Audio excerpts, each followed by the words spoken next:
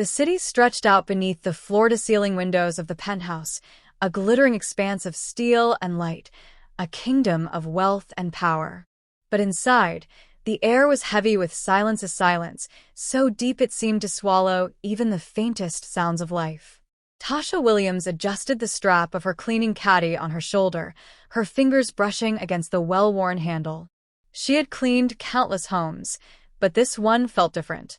This was the domain of Damian Hart, the reclusive billionaire who had built an empire from nothing and who, according to the rumors, had lost just as much. The elevator doors slid open with a near-silent whisper, revealing the sprawling penthouse. Marble floors gleamed under the soft glow of recessed lighting, and modern art, bold, abstract, and undoubtedly worth more than Tasha's yearly salary, adorned the walls. A housekeeper's uniform had been left for her on the entryway bench, crisp and neatly folded, as if someone had expected her to arrive precisely at this moment. Tasha exhaled, rolling her shoulders. She was used to working in spaces like this, spaces that belonged to people who barely noticed her presence. She was the invisible woman, the one who wiped away fingerprints and erased the traces of their lives so they could pretend no one else existed in their world. But today, the silence felt heavier. She set to work immediately, moving with the efficiency of someone who had spent years perfecting her craft. Dusting the shelves, polishing the glass tables, vacuuming the plush rugs, each motion was precise, practiced. The penthouse was immaculate, barely lived in, yet something about it felt hollow. Then, as she approached the hallway leading to the bedrooms, she heard it. A sound so soft, so fragile, it barely registered at first. A whimper. Tasha paused, her hand hovering over the handle of her cleaning cart. There it was again. A baby's cry. Frowning, she followed the sound, her footsteps muffled by the thick carpet. The noise led her to a door slightly ajar, a nursery. Inside, the room was bathed in soft blue light, the walls adorned with delicate constellations, as if the child sleeping here was meant to dream among the stars. But the baby in the crib was not dreaming. He was crying. Not the loud, demanding wails of a child seeking attention, but the quiet, shuddering sobs of an infant who had long since learned that no one would come. Tasha's breath caught in her throat. She stepped forward without thinking, her arms already lifting, her body moving on instinct. The moment her hands touched the baby, his warmth seeped into her skin, his tiny body trembling against her. She cradled him close, one hand supporting his head, the other gently rubbing his back. "Sure," she murmured, swaying slightly. "It's okay, sweetheart. It's okay." She didn't know this child. She didn't know why he was alone. But she knew this. No baby should cry like this. No baby should sound so hopeless. And then, as if sensing the shift, the baby's cries softened. His tiny fists unclenched, his breathing steadied. He nuzzled against her, his damp eyelashes fluttering as he sighed a sound of pure relief. Tasha closed her eyes for a brief moment, rocking him gently. She didn't hear the footsteps behind her. She didn't see the man standing in the doorway, his sharp, ice-blue eyes fixed on her with an intensity that bordered on disbelief. Damian Hart had watched nannies come and go. He had hired the best, paid them exorbitant sums, and yet none of them had been able to calm his son the way this woman, this stranger, had done in mere seconds. His jaw tightened. Who was she? And why, for the first time in months, did his chest ache with something other than grief? The air in the nursery was thick with unspoken tension, the kind that settles when two strangers stand at the precipice of a moment that will alter their lives forever. Tasha Williams, still cradling the now-sleeping infant against her chest, remained unaware of the piercing gaze fixed upon her from the doorway. Damian Hart, a man who commanded boardrooms with a single glance, found himself utterly disarmed by the sight before him. His son, Liam, who had spent the last 6 months of his life wailing through the night, resisting every expensive nanny and sleep specialist Damian had hired, was now curled peacefully against this woman's shoulder. His tiny fingers clutched the fabric of her cleaning uniform, his breath slow and even. Damian had not planned to be here. He had left strict instructions for the new cleaning service to avoid the nursery entirely. He had meetings, calls, an empire to run, anything to keep himself from facing the gnawing guilt that came with his son's cries. But something had pulled him back today. A restless energy. A father's instinct, perhaps, buried beneath layers of grief and self-reproach. And now, he stood frozen, watching as this stranger, this black woman with hands worn from labor but gentle as a lullaby, did what no one else had been able to do. Tasha shifted slightly, humming under her breath, a melody Damian didn't recognize, but that seemed to weave itself into the very air of the room.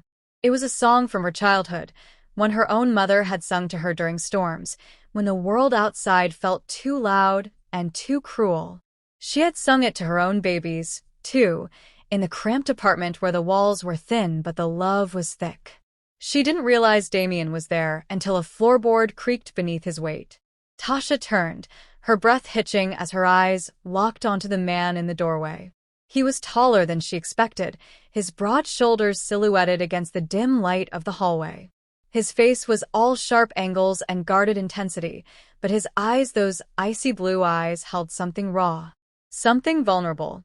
For a heartbeat, neither of them spoke. Then, Damian's voice, low and rough with disuse, broke the silence. "How did you do that?" The question wasn't accusatory. It was desperate. Tasha hesitated, her grip tightening instinctively around Liam. "He just needed to be held," she said simply. Damian's throat worked as he swallowed. He had heard those words before from pediatricians and child psychologists, but they had never rung true until now. He had assumed Liam's cries were a symptom of something unfixable, a reaction to the absence of a mother he would never know. But this woman, with no formal training, no degrees in child development, had silenced them in moments. Why? The answer was in the way she held Liam. Not like a job, not like a burden, but like he was hers. Damian took a step forward, then stopped himself.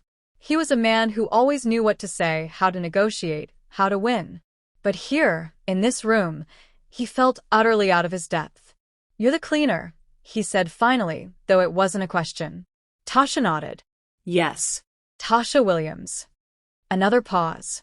Liam stirred slightly in her arms, his little face pressing deeper into the curve of her neck. Damian's chest ached at the sight. "I'll pay you triple your rate," he said abruptly. Tasha blinked. "Excuse me?" "To stay. As his nanny."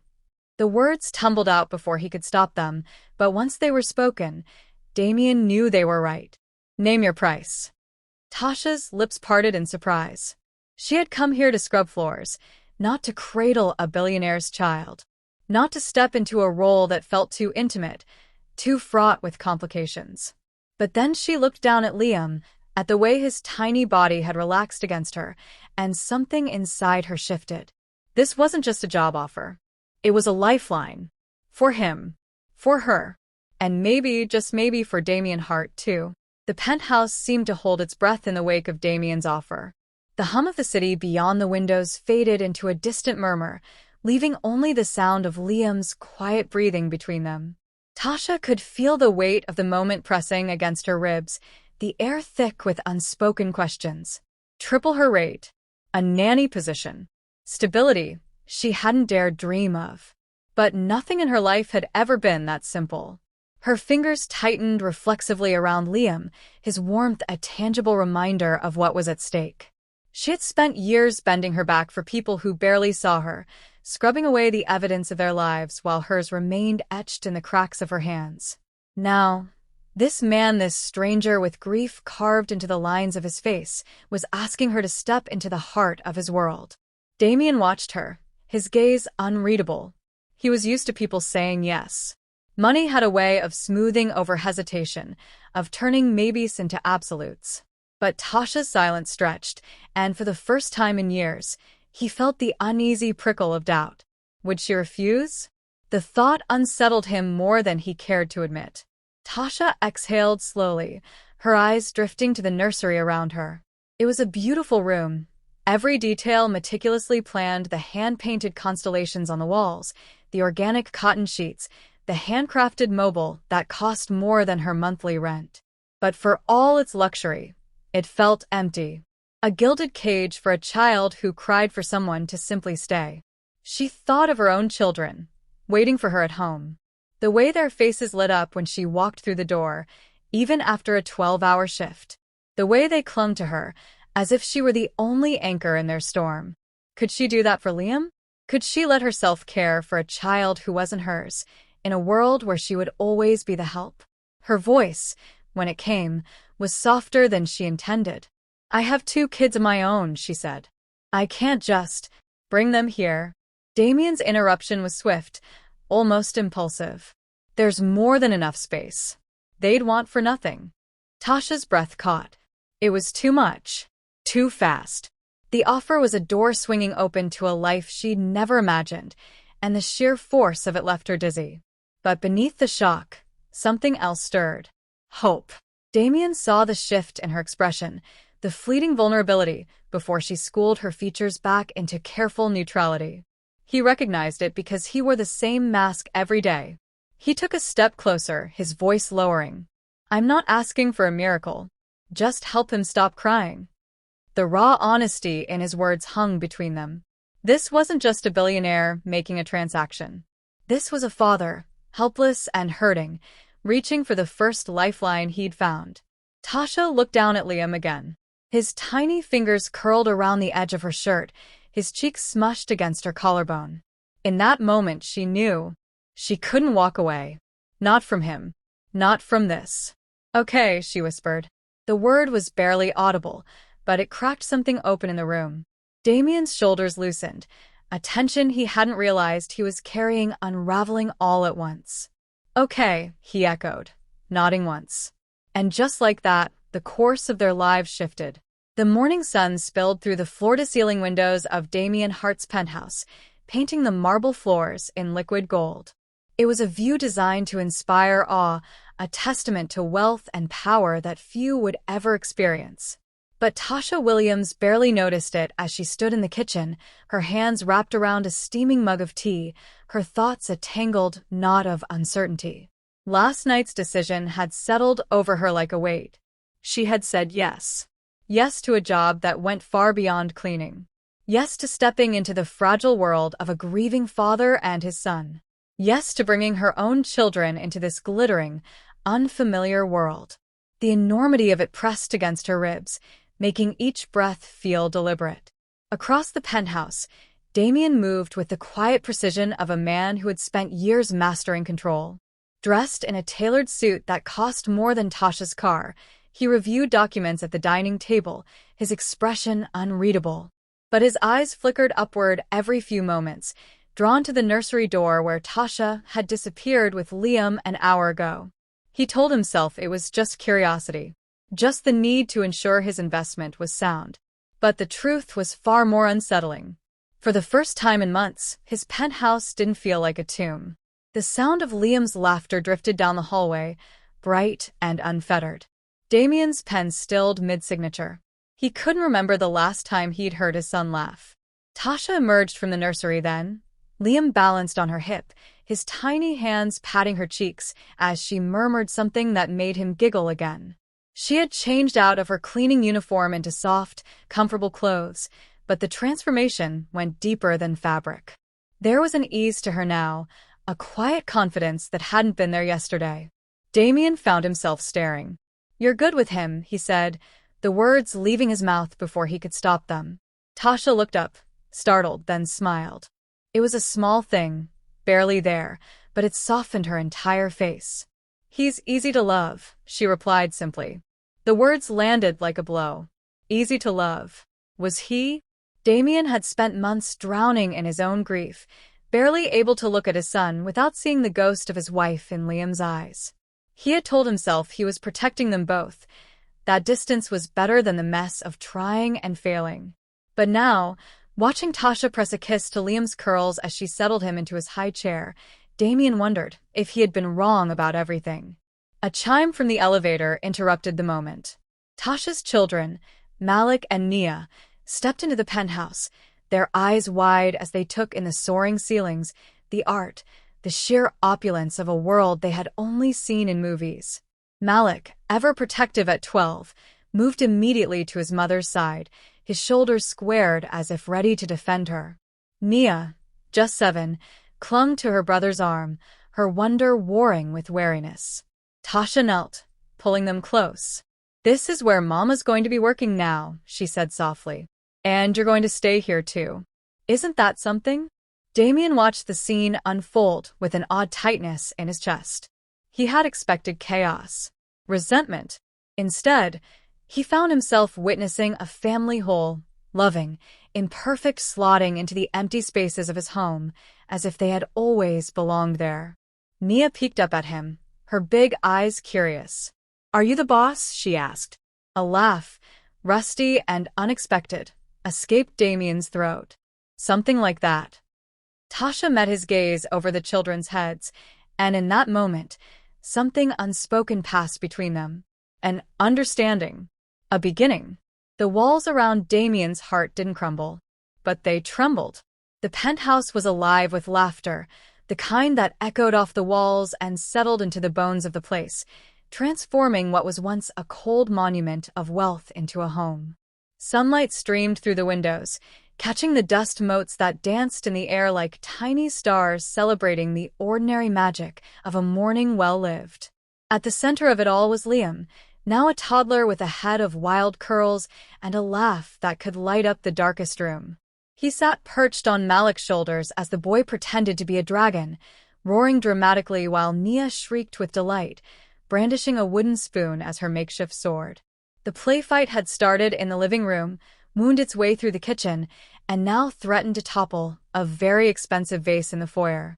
Tasha watched from the kitchen doorway, her hands dusted with flour, her heart so full it ached. 2 years.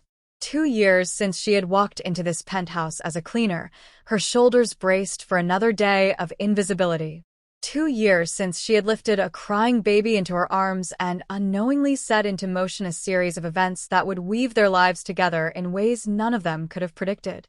Damian appeared beside her, his sleeve rolled up to reveal the faint smudge of finger paint on his forearm, a casualty of Liam's latest artistic endeavor. He handed her a mug of coffee, the way he did every morning now, his fingers brushing against hers in a silent ritual that never failed to send warmth curling through her chest. "They're going to break something," he murmured, but there was no real reproach in his voice. Only amusement. Only love. Tasha smiled into her coffee. Probably. A year ago, Damian would have stiffened at the chaos, would have retreated into the orderly silence of his office. But the man beside her now was different. The sharp edges of his grief had softened, sanded down by time, and the relentless joy of a little boy who adored him. By the steady presence of a woman who had taught him that love wasn't something you lost, it was something you built, day by day, in the quiet moments. The adoption papers had been signed 6 months ago, but the truth was they had been a family long before that. Malik called Damian for help with his math homework. Nia crawled into his lap during thunderstorms. And Liam Bright, beautiful Liam, had no memory of a time when Tasha wasn't his mother. The vase toppled with a crash, followed by a collective gasp. Then silence. Damian sighed, rubbing his temple. "I hated that vase anyway," he said, and Tasha burst into laughter, leaning into him as his arm curled around her shoulders. Later, when the kids were asleep and the penthouse was quiet again, Damian would pull her close and whisper the words that still made her breath catch. "Thank you for staying." And Tasha would kiss him, her answer etched into every touch, every glance, every moment of this life they had built together. Because some stories begin with endings, and some endings are just the beginning of everything. The end.